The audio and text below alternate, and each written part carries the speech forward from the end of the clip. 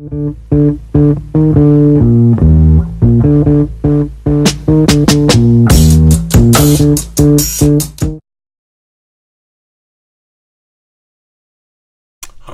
I'm Ray Williams of openimage.com.au. I thought I'd do a little bit of a different one today. It's going to be a workflow looking at all of the shortcuts that one would use in a workflow when creating an image. So there's tons of little shortcut bits and pieces in Photoshop, and I thought I'd attack a few of them, as this is probably going to be a part one, as there's so many to attack. So first and foremost, let's kick it off. Opening up a new image. Yes, you can go to File, Open, of course, but one of the easiest ways to do that is to just simply double-click on the grey area, find yourself an image, and then say Open. There's a tip. There's the first one. Now, if you've got something where it's clashing or you want to change the background so it can stand out, you can simply right-click in the area here and then change the coloring to your suit. So let's go light gray. There you go. All right, so you've not done anything to the picture here. This is purely for your desktop itself. I'm going to change it back. I'll put it to black or to dark gray. There you go. So there's a little bit of a tip for you, nice and easy. Another one which I came across this accidentally is that if I'm on the Move tool, which I am most of the time, so shortcut V, and I want to duplicate, you already know that you can right click here and tell it to duplicate. So right click on the layer and tell it to duplicate the layer, and that will give you a duplicate. Or while you're on the layer here, you can do a Command J, which will also do it. But here's a nice nifty one which I found not too long ago. If I hold Option down, and as you can see, if you look at the cursor, as I hold Option down, it's got another arrow underneath it. If I have a cut and click and drag, it will automatically give me another layer. How quick is that? So let me just show you that one again. So hold Option down, click, and drag, and there you go. So I've now got two layers of exactly the same thing. So that could be handy going forward. I'm not sure when you're going to use it, but I use it all the time as part of my flow, especially if I'm working on an image, and I quite normally will always duplicate the background, as I've taught most of my students to do. Okay, so here we go. What else have we got? That's sort of a very quick thing to consider. Hold it.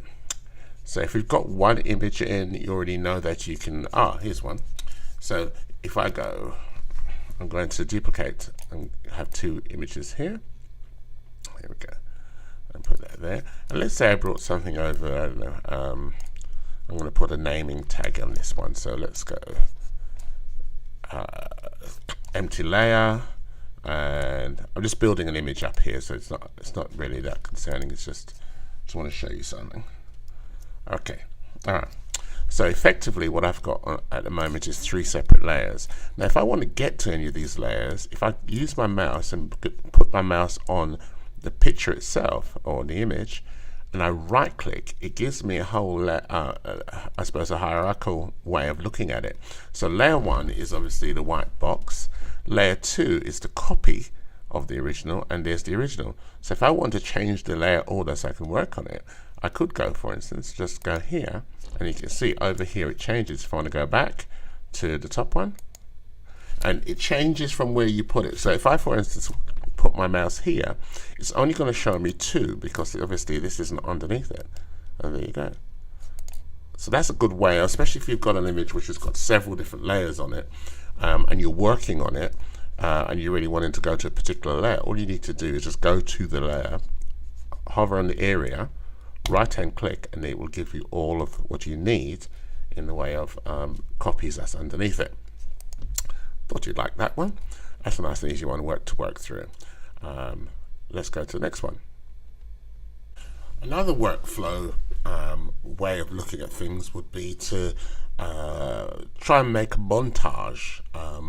So you're making several images into one. One of the ways of going about doing this would be to have all of your images in the one image with all the different layers. And an easy way to do this is, assuming I'm going to have 4 different images here, so as you can see across the top, there's 4 different images.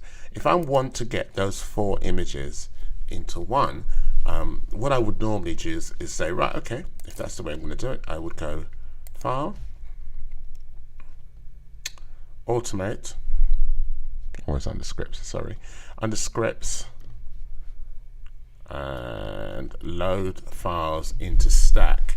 What this will do then is each of the images that is open on the system will load into one image, as it were, with lots of different layers. So if you tell it to add open files, so I ask it to add these 4 open files.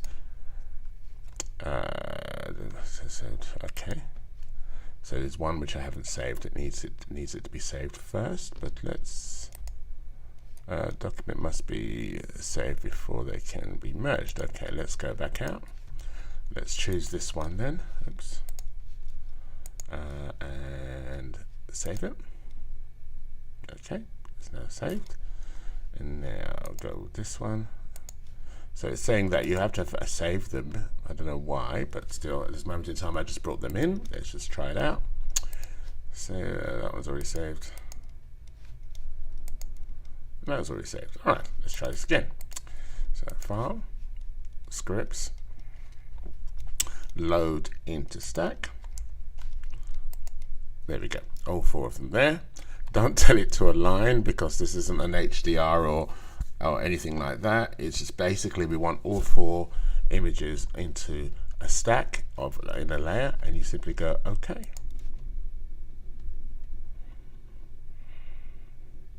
So what it actually does is creates its own file to put all 4 in, rather than add it to any of the others. So you'll see what I mean. Hold on. And there you have it. So then if I come back to these, I can close these down now, because I don't need them. And here's that file now. And what it's done is basically looked at it and gone, okay, for that one, it's that size. This one takes up the whole picture because it's a large image. This one is that size, and so on. So I've got all of them basically on there, and of course I can use the move tool to move them into position, wherever that position may be. Right hand click, drag that over there. This one is underneath the big one, so I'm going to bring that on top, and you can basically just move that around until you get to where you want it to, and it would look something. Obviously this is a ridiculous shot, but you understand how you can easily bring all your images into one by simply going File, Script, Load Files into Stack. Okay, let's get rid of that and get a new one up.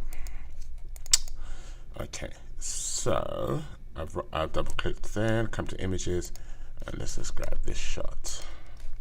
Okay, so quite typically there's sometimes where you want to rotate your images, and once again it's one of these workflow things which I thought would be handy. So if I do a Control or Command T on this layer, or sorry, Control or Command J on this layer, it will duplicate the layer. Or I could have done the one which I did earlier, which is to hold Option down and do that. So there we go, and line it up. So I've now got 2 layers here. If I'm wanting to rotate the top one, but I want to do it in a controlled 15 degree way of doing things, if I do a Command T, that will obviously give me my transform tool, which we need. And if I hold Option down, hold Command down until you get the curvy line over there. As you can see it, see it? So if I just move my mouse a little bit out from the corner, hold Command down. When I start to rotate, then go back again. I was right the first time. Hang on, just make sure I'm on the right layer. Just a second. Cancel that a sec. Control Command T, and then hold sorry, yes. So we hold shift, apologies, hold shift down, and what it will do, as you drag down, it will go in 15% increments. So you don't have to line it up and try and work out what 15% is. You can simply go right the way around and it will go in 15% increments. Again, something may be handy as you go along in your Photoshop journey. The stack, I think I went through this before in another video, but let's just take you through it again. So what I'm going to do is just create another layer with some stuff on it. Let's just do that. Put the bucket tool in, paint with white, that's okay. Control D gets rid of that. And let's put a text layer as well. So the text layer is going to go on top of here. A bit large. Let's go 18, okay. Let's type in the Pope. And okay. All right. So if you're wanting to just simply work on one particular layer, just to expose this particular, so if I, for instance, said, right, I just simply work on the white plate, what I could do is come along here, hold Option or Alt down, and that will just give me a white plate on its own. So it takes the eyes off everything else automatically. If I click on it back, everything comes back. So if I simply want to work on the background copied only, again, where the eye is, hold Option down, and now it's just on this layer. So I could work away on this one, get this correct, and then come back and click on it and bring everything back again. So this is probably not a bad tool to use, especially if you've got multiple layers and you're wanting to simply get rid of all the fuss around you, just so you can work on the one layer. This is very handy to use. Hope you found it very useful. These are some of my initial workflow ones. I will have a part 2 to this, because I'm sure there's going to be other little things I pick up and think, you should know this. Hope to see you soon. Bye.